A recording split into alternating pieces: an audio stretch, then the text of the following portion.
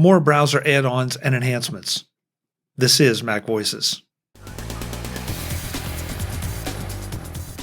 This edition of MacVoices is supported by MacVoices Magazine, our free Flipboard magazine that brings you the best Apple tech tips on the web.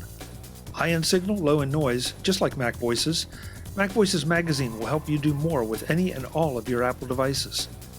Access MacVoices Magazine content in the free Flipboard app, on the web, and now in your favorite RSS reader.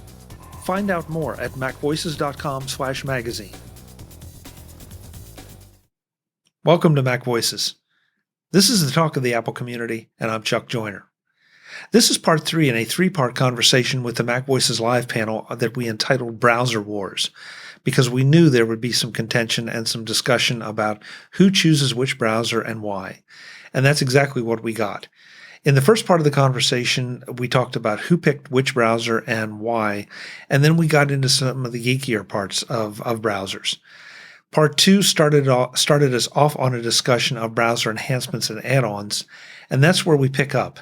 As we go into Part 3, we continue the discussion of add-ons and enhancements, but we also learned some interesting things about bookmarks and favorites and the evolution of them. You'll see what I mean. Let's go back to the panel and let them do the talking.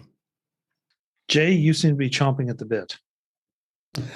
So similar to Bumper, I mentioned I switched. I use a tool called OpenIn, which does the exact same thing. The only difference is it does have that rule policy setting, so you can say, hey, if the URL has, YouTube on it, go to this browser. If it has, my website on it, go to this other browser. And that's important because I actually use a browser that no one's talked about here called Sizzy. Now, I don't use it all the time, or Sizzy. I don't know if it's Sizzy, Sizzy, whatever. It's a setup browser. It is designed to give you multiple views of what you would see on a website. So as an app developer, again, we talked about people just designing for Chrome. Well, I can design for all of the viewports by just loading up whatever I'm looking at in Sizzy. I call it Sizzy or whatever. But I can use that instead. And then it's like a dedicated box basically for just doing that. Now, I only go on local websites there. So if they're sending my data, whatever, they can get all the points to localhost port 8,000 all they want. That's fine. But the other tools that I use, I do use Chrome for basically 4 websites. They're all for work. And I just don't have enough momentum to want to change that, honestly. Like, I'm logged into my work account, doing all the work things. If they want to take that data, they can talk to my employer about that. That's not my problem nor my concern. On Safari, 1Password, Honey, which I'm sure people who listen to podcasts have probably heard of Honey. PocketTube, which is a project I backed on Patreon, I believe now, that is all about making the YouTube experience give you what you're subscribed to instead of what YouTube kind of wants to keep feeding you, which is great. I use Open Keyword Search for some automatic browser-based rule URL opening. So if I want to open up a YouTube search, I just type in YT space blah, blah, blah, blah, blah, or MacVoices, not to confuse the two. But then it just opens up a search for MacVoices and it's there. And then some screenshot stuff for just doing videos and whatnot. But I use a Pi-hole.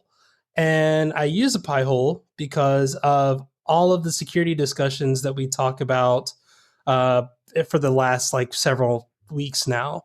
But I noticed that the Pi-hole blocks trackers that Safari doesn't. And it also breaks most of my wife's little ad-fed games, but that's fine. You better explain what a Pi-hole is. So folks that don't know. Yes. So a Pi-hole, originally the idea is you get a Raspberry Pi and you run a DNS server on the Raspberry Pi, and there's a service called Pi-hole that you can install and run locally. And basically it has a allow list and a deny list that is these sites, if they come up, if there's a request for this information, just do not let it in. Just drop the connection and nothing else there. I'm actually using my old Mac Mini as my Pi-hole server, and it's just running on Docker, doing what it does, living its best life. So I just, whenever my Mac Mini is on, I point my DNS to it and I surf the web. And every once in a while, I'll go in and look and go, oh man, that's thousands of trackers that Apple, like Safari, never had the opportunity to block because it never got to them. So it's always funny when people talk about the hundreds and thousands of privacy trackers that have been blocked for them. I got 11, but it's like I don't worry about it because I know that if I open up the link for my Pi-hole, then it's like, oh, we blocked 3,000 trackers in the last week. Wow, interesting. Anybody else have any other things that they use that they want to mention? I didn't call on everybody, but I was trying to hit who the people I thought were the biggest abusers. Users, excuse me. I'm totally going to interrupt for a second. Okay. So, Jay, I've never set up Pi-hole because I was concerned about degrading web performance. Has that been an issue for you at all? There have been a couple of sites that just will not load, and it's usually sites that are like, we see you're running an ad blocker. We really wish you would not run an ad blocker, but can you please not run your ad blocker? And I'm like, no, I'm sorry. That's just not going to happen. And I mean, hey, I go find that information somewhere else. But it's few and far between. And I guess before people get mad at me, my ad blocking, I would rather just give someone my money. If it's that serious, I'll give them my money. I don't necessarily need them to throw ads down my throat or trackers either. So the sites that I have problems with are the sites that I don't necessarily want to be on anyway. Cool. Ad trackers, call some names, guys, because I've noticed that's something you've all talked about the category, but you really haven't named any names. Let me search the Mac Observer really quick. Google, double click. I mean, those are the two big names that come to mind immediately. How about on iOS and iPadOS? Anything that you're using there? And I am specifically thinking of when you say names, are you talking about software to block trackers, or you because they're listing the trackers? I was listing the companies that are notorious for creating trackers. I know, and I'm not sure that's what Jeff was asking. I mean, Chuck was asking. Yeah, I was asking what ad blockers. If I said trackers, I'm sorry. I meant ad blockers. I'm not using it. I use Wiper. And I'm familiar with that one. I assume Ghostery is still really popular. Ghostery is still popular. I used to use that, but I stopped. Wiper works really well, and talk about making the web faster. Unbelievable. I started using it because of one website, and then it's like I do feel kind of guilty, but wow, it just makes everything a lot faster.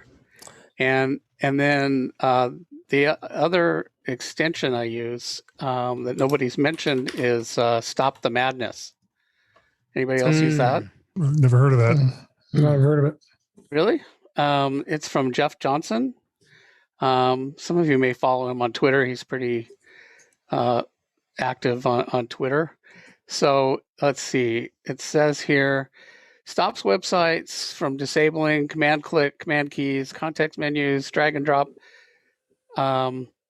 It's kind of like does all kinds of, stops all kinds of sort of annoying things that Safari does, and you can configure it. And it's a little indie. It's one guy in, I think in Madison, Wisconsin. So that's pretty. It's not a blocker. It's not. But it just. Well, yeah. So it's like, for example, like some websites, it is sort of a blocker because it goes in and it tweaks. Like some websites will like make it so you can't command click, for example, and so it'll take that out. Okay. Interesting. Yeah, I haven't heard of that one, but I'll go check it out. It's been around for like maybe 3 years, and it's like $5 or something. Well, I'm going to give the group here some homework. Some of you have been putting some things in the chat, but I'm going to ask all of you to send me a list of, and if you can, with the URLs to them, so I can make the show notes as complete as possible for folks, because there are a lot of really interesting tools here and a lot of options out there to enhance your browser usage, protect yourselves, just a little bit of everything. There's one last category, though, that I wanted to ask about because I'm curious, and that is any kind of bookmark manager.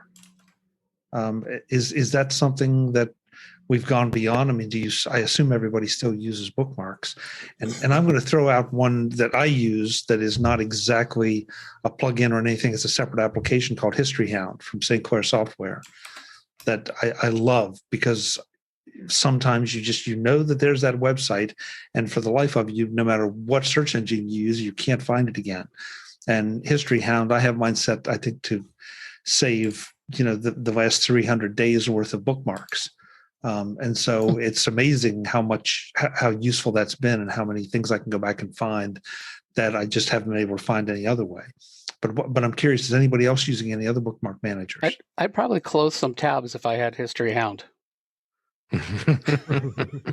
Well, maybe we can get St. Clair to donate you a copy, Jim. And Chuck, do you mean literal bookmarks? Like yeah, the he's a nice feature guy. where you like bookmark it and give it a name and stuff? Well, yeah, or Brittany, there's some others out there that will let you manage those. So yeah, but I mean, why do you ask? I didn't think anybody used bookmarks anymore, honestly. I still use it some. And also DevonThink. Oh, DevonThink. Yeah, that's a repository when you're like storing information for a particular thing. But a bookmark I usually think of as I go to this website all the time, so I save a bookmark of it. Is that not what you mean? Yeah. Because you just type it in again. I mean, I have bookmarks. They're all like 10 years old, and I should go through and delete them all because they're from back when I used bookmarks. But like, why would you go to that level of work? You can search bookmarks, so it's. You can search history. Like when you do a search in the Unibar, it includes your history. True. Mm-hmm. And so that's a thing. But Chrome and Google already knows where I want to go, so I don't need to put a bookmark. Right. There you go. Hey, having a thing to manage and save history, like that could be potentially really useful. Or if you're doing a particular research project, like I would want to save some version of it, like in DevonThink. But that's not really a bookmark. That's sort of saving the information as opposed to the link, right? I mean, I use kind of Pinboard for that, which I know that's kind of a blast from the past, but I think even then, like I have Hook, which I use as like a application, file, and URL bookmark, which is a whole nother conversation to have that we don't have enough time for today. But I mean, I wanted, after I heard your podcast last week, I want to hear more about that at some point. Well, we'll have to beg Chuck to let me ramble for an hour. All right, you got it, Jay. Coming next on Mac Voices, Jay rambles for an hour. Jay. Yeah, ramble all Jay for an all the hour. Only Chuck right did after show this title. commercial. But I do think that Brittany's to a point now. Brittany has a point where it's like we're not necessarily. It's so easy to get to the information now that we don't necessarily go, oh, I need to save this so that I can get back to it. I mean, most of the time. And I say that with somebody with multiple pin tabs. But that's a pin tab and it feels far more accessible than a bookmark. And there were just too many clicks away, I think, for bookmarks, or it took up screen real estate. See, this is fascinating because I have some sites that I might use, let's just say for travel, that if I'm going to Boston, okay, that what was the name of that touring company, or what was the name of that, harbor cruise or whatever. And so I will save things like that I might have a very limited use for, or just a use once or twice a year. I mean, obviously I don't, because I really hadn't thought about it this way, Brittany, but if there's a website that I get a lot of information from, I'll probably load its RSS feed into my reader and access it that way. So yeah, the idea of bookmarks, I guess it just depends on how you look at it. Or Yeah. Yeah. I mean, there's something about that little page that you get on your iPhone when you open a new tab, and it's like, these are, your favorites or whatever. There's some advantage to maybe updating those. With like, I visit this frequently, and then I say that like as a mobile user. But I don't know. I have, I guess this is, it's in the bookmarks menu, but I set up favorites, and I actually set up I have 1, 2, 3, 4, 5, 6, and 4 of them are past menus. about 6, right? 4 of them are menus. Huh? 4 of them are pop-down menus. So you actually do dig deeper. Yeah. I mean, I have done the thing where you like organize your bookmarks. It was many years ago, and I realized, I never actually look at these. So I need a search bar. I'm not going to hunt through stuff. I can't. My brain does not allow me to do that. Mm-mm. Hey, Warren has to go. He has a hard out. Warren, thanks so much for being here. We really appreciate it. All right, guys. Thanks for having me. I'll talk to you guys later. Okay, stay out of trouble if you can. See you later. See you one. Yeah. I feel obligated, to explain one thing though that I do with bookmarks, and that is that I will put them in a folder like that. Then I'll put the folder in my menu bar or in my tab bar, so that I can click that folder, and at the very bottom it'll say "Open All" in new Windows, I think is the way it says, and they'll all pop open. Now, why would I want to do that? Because I have like 7 sites that are involved in the publishing of MacVoices. And so I want those all to open, because if nothing else, they serve as a good mnemonic device that, hey, I've got to go to this page to update my website. I go to this page to update Facebook, this page to send them to Twitter, et cetera, et cetera, et cetera. So I'm using bookmarks in that way. It's not exactly the traditional way, but it suddenly opens up a workspace for me, if you will. And then when I've finished publishing the shows, I close it and it's gone, and I wait till the next day and then pop it up a clean one and start again. Mm-hmm. So that's really useful thing. See, I use it as a time suck, sort of like, like Brittany was saying, that there's stuff you haven't used like in a dozen years. I have probably not purged my bookmarks in over a dozen years. So it's sort of my equivalent of electronic bubble wrap. So what I'll do is I'll go into the sidebar. I'll hit this one app that I'll go, I remember I used to get photos there and free royalty music and all this stuff. And you hit it, and if it comes up 404, delete it. Mm-hmm. Should have a script for that. That takes the fun out of it. There's a lot of good bookmarking tools that are still out there that'll take that into account. I know Pinboard will just remove dead sites. What's the other one that everyone loves? Raindrop and GoodLinks both do that as well. Okay. So if you're just adding stuff to them, they're like, no, that site's dead now, so we're just going to remove that for you. We'll let you know, but we're not going to keep it in your list if it's not working. I didn't know Pinboard was still around. That's that's interesting. That's where all the nerds hang out. Oh, I think he just rejected me right there. Thank you, Jay. So, Chuck, I just realized I don't even know how to view bookmarks in Edge. That shows you how much I use bookmarks.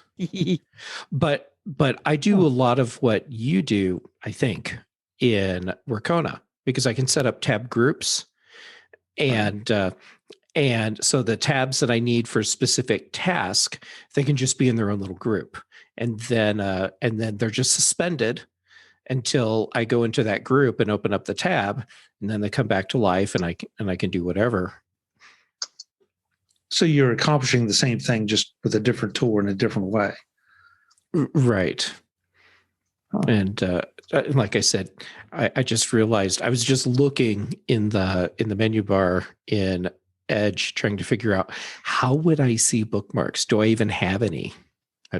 I honestly have no idea if there's any bookmarks there. Of course, Edge calls them favorites. So, oh, see, so Yeah. there you go. Step one to finding bookmarks is Google. How do I find bookmarks? then they'll track me. Well, okay. It turns out there's favorites, just like you said, and there's nothing. Absolutely nothing. Yeah, you can go in once you open up favorites, then you can go into open favorites page. Then it brings you to the like what it does with Chrome, Edge : / favorites. Then that's where you keep them if you edit them and manage them. But like you said, you have none, so there's nothing there. Yeah. So that awesome tip that you just gave will be useful for other people, and I've actually already purged it from my memory. What was that again?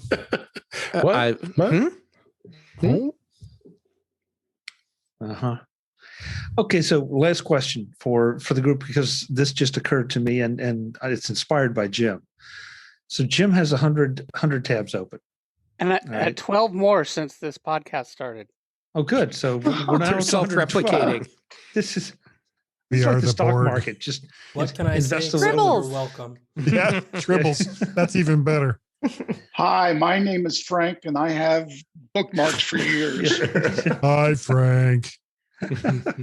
So is there a way for Jim to save his 100 bookmarks to a file should anything happen to his computer?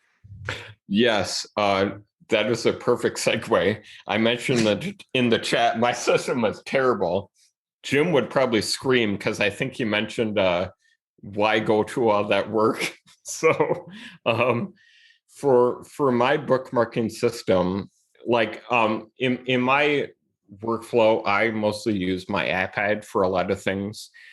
And so I do save a lot of bookmarks and favorites in Safari because, that's just built in. It's handy. But I created a shortcut that will also, if I wanted to save a tool or a cool website I found for later, I created a shortcut that will add that, like the website URL and the title of it, and save that to a plain text file that I can store in iCloud, basically. I wanted to kind of move to that system because I thought it was, like I said, I do store bookmarks in Safari, but I thought plain text files, that's something I can control. I thought that was a good backup system. And so there's this other shortcut that I build where if I'm trying to recall something later, I can search for the file name or whatever and share that file to the share menu, and then have another shortcut that automatically finds the URL in that and then opens that in Safari, and that's it. So I think that's what you were talking about. Yeah, I think it is. You need Instapaper. Yeah. I did used to use Instapaper, yeah. I guess I just like I said, I think I just like the idea of text files that are under my own control. Like, not that I plan to leave Apple operating systems anytime soon, but plain text, like all OSs support that.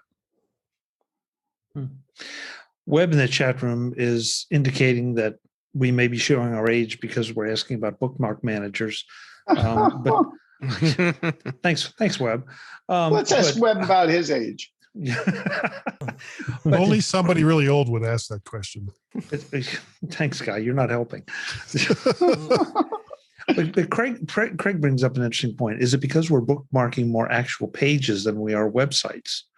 He says he marks pages in Instapaper more than an actual website. And I think that may be sort of what Andrew was saying, that you're not bookmarking the site, you're bookmarking something specific within a site. Mm-hmm. Well, actually, no, I think he means he's saving the whole page, like I do that in DevonThink. Yeah. Oh. That's kind of what I meant. Like, I don't know, for example, I have a bookmark where, there's this online tool where it automatically, it's like an AI tool. it automatically upscales your image and, cleans it up and whatever. And so what I'm doing is kind of like that, like hoarding. I'm not saving specific web pages. I'm just saving this website where I can do something. And then if I need to do something in the future, I can try to remember that or maybe recommend it to someone else. Like, hey, this is cool. I'll save it for later. I would say something, but I have every tweet that I like automatically added to Pinboard, so I'm like not much better. And I clean out my tabs a lot regularly. It just, whenever I do that, they grow back pretty quickly. So they're, it's sort of rolling. By the way, Safari, now for several years now, it keeps that when you quit and relaunch. And so it just comes back and boom, there you are. That used to be a problem because it would forget whenever you quit. And so I would be like, I would, never quit Safari for months or reboot my computer.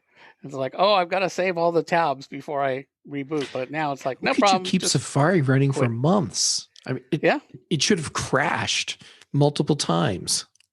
Well, sometimes it would, but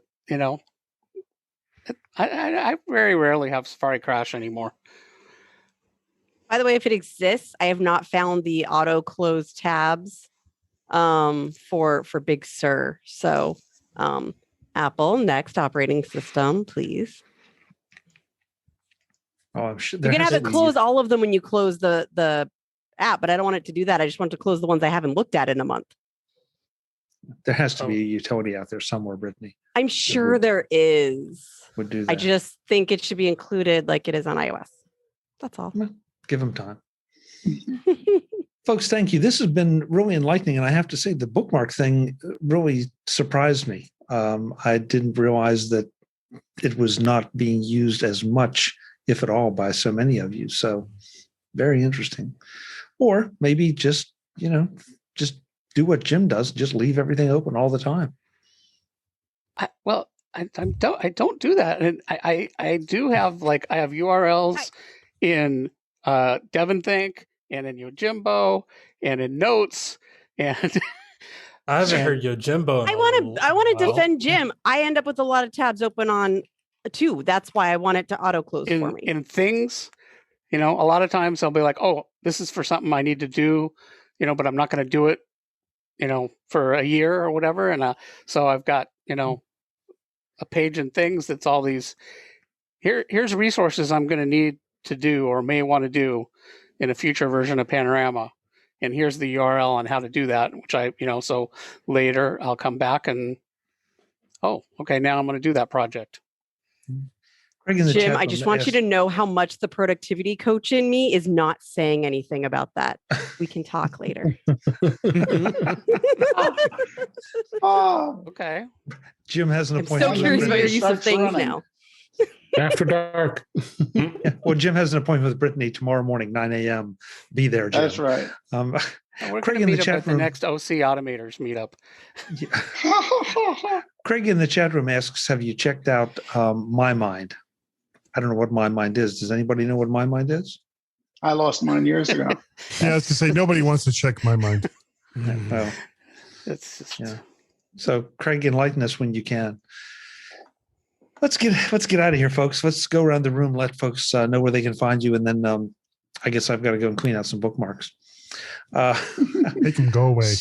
So you guys have been turning your cameras on and off, so now everybody's jumbled completely up, and I'm so confused. So I'm just going to take the screen as it is, as it exists now. So Guy, that puts you up first. Yes, you can find me over on the Twitters. I am MacParrot and VertShark. VertShark.com is the website. MyMac.com is the podcast, as well as Mac to the Future Go that I do on Wednesday nights at 8 p.m. with Warren and Dave. What else? That's pretty much it. Great. Thanks for being here, Guy. Appreciate it. Thank you. Jim Ray, the man with more tabs than he can count. Somebody wrote an Apple script for me once to count them, but I Super lost, tabs. I lost it. I had The it for a fact that you while. need an Apple script to count your tabs, Jeff. That's This a is really cry true. for help. It's a They cry really for did, help. and It really is. yeah, one of my programming buddies, he wrote an Apple script, and at the time he gave it to me, I had 84. So, I have a Brett script to close just the Zoom tabs. but it's not that many windows. You could have, yeah, you go into Stack Overflow and okay, link. There's a bunch of stuff. 10 tabs on one topic, and then you fix that bug and you close that window, and there you go. So anyway, if you need to organize things other than URLs, then you should go check out my panorama database at ProView.com. That's my day job. Otherwise, you can follow me on Twitter at ProViewJim. Great. Thanks for being here, Jim, and thanks for being such a good sport. We love picking on you. As if you couldn't tell. Craig in the chat room has follow up said, "My mind is kind of like Instapaper, but for everything. mymind.com." So we'll check that out. I thought Instapaper was Instapaper for everything. Yeah, except for the stuff that my mind is the Instapaper for. Oh. Okay, you guys go talk to Craig. Brittany, you had one last cheat that you want. You called it a cheat. One last cheat to share before we go. Oh, because I love doing everything for my phone that's possible. I love that you can close tabs on your Mac from your phone. It's not always perfectly up to date, but because you just swipe to get to close them. Oh, okay. Mm-hmm. Hadn't even thought about that. Interesting. Yeah. Okay. Nice. Nicely It's done. the exercise I get most days. Safari. Only Safari, obviously. Right. So where can folks catch up with you? Oh, on Twitter for nerdy things, I'm ADD Liberator. For the other productivity stuff I do, the website is conquer.consulting. And thanks, Chuck. It's been fun. It has been fun. We're picking on the wrong person, and now I am getting all the names mixed up. That's all right. That was my grandfather's nickname, actually. So it's a blast from the past. Mr. Miller, thank you for being here. As always, lots of good information coming from you. And we have an hour on the book sometime here soon to let you ramble. Let's do it. But until then, I guess I will let Jim know that if you're looking for another Apple script that can do anything with your tabs, then let me know. We'll plan something. But then also, I asked y'all to go check out the YouTube channel, and y'all y'all turn water into wine over there. I went from 80 subscribers to 200. So thank you so much for that. There should be a video out as we're recording this tomorrow, so it'll already be out by the time this is there. So yeah, there's more of that on the way. So I'm waiting for YouTube to give me my vanity URL, but until then, kjaymiller.com. There will be a link to the YouTube channel at the very top because apparently that's what I do now. You're not sure, Jay? I was kind of shell shocked. I wasn't prepared. Great. Hey, thanks for being here. Really appreciate it. The vanilla man himself, Mr. Frank Petrie. Where can folks find you, Frank? On Twitter, you can find me at fpetrie. On Instagram at PHRANKY. I have a blog, ympnow.com, which this week I made up a graphic for the one color they didn't make for the iMac, the M1 iMac. Space gray? No. Green orange. Beige. Oh. I thought, let's go full circle. So I made a beige one. And also, I write for a little thing called Screencast Online once a month. Great. Thank you, Frank. Thank you for having me. Thank you for being here. Andrew Orr, thanks. Thank you for showing up and bringing the grass behind you with you. Yeah, thanks for having me. You can find me at macobserver.com. I'm writing a lot about, Apple, privacy, security, technology in general. Speaking of security, as we were talking about in the beginning of the hour, You can find me and Kelly Gamet. We have a podcast every Friday called Security Friday, where we talk about such things like we talked about before, like, how secure is Chrome and what is Facebook up to nowadays. And you can also find me on Twitter at Andrew or Not. Great. Thanks so much, Andrew. Really appreciate you coming. Jeff Gamet is still looking for bookmarks in Edge. Yeah, there's none. I think bookmarks in Edge is just a myth. Okay. Yeah. Well, hey, somebody had to make that determination. I'm glad we did it here. Yeah. Well, now people know. Yeah. Where can we find you, Jeff? Twitter and Instagram. I am JGamet both places. On Tuesdays, you can find me here. And on Thursdays, you can find me on The Big Show. Fridays on The Mac Show. And now on YouTube. I'm JGamet on YouTube. So youtube.com/JGamet. Excellent. Thanks so much, Jeff. Appreciate it. It's always a blast. Thanks for letting me back on. There was a discussion. The check I'm didn't sure. bounce. Not this week. Last but absolutely not least, the enterprise man himself, Mr. David Ginsburg. Thanks for being here, David. I don't know how that happened, but I guess okay. But that's good. You could find me at In Touch with iOS at intouchwithios.com, a podcast. And you also could find me on the Mac Show on Fridays, usually, but unless I go to Cubs games, which I did last week. And you also can find me on Mac to the Future Go livecast with Guy and Warren. And you find me here on Tuesday nights. And you can find me. And Twitter, DaveG65. Thanks as always for having me. NCC 1701, David. No bloody A, B, C, or D. Did he get it? Did he? Nice guy. Yeah, Star Trek. The Enterprise. There you go. Enterprise man. There you go. See? Nah, never mind. I got you. Thank you. I'll take I'll take that as a spaceships for compliment. $300, Alex. I was trying. Folks, I'm Chuck Joyner. This is Mac Voices Live, Tuesdays, 8 p.m. Eastern, 5 p.m. Pacific on YouTube at youtube.com/MacVoicesTV. We'd love to have you join us. We have a lot of fun every Tuesday, and you could be part of it. Thanks to the chat room. We appreciate you guys being here too and throwing in the comments and feedback. It's always appreciated. Until the next time, and as always, thanks for watching.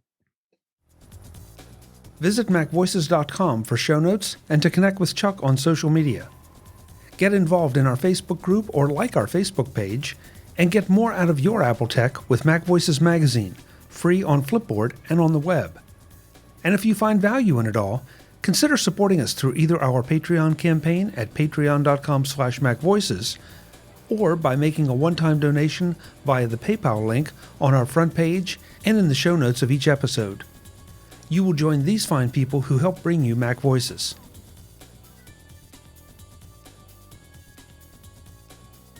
Advertising handled by Backbeat Media at backbeatmedia.com.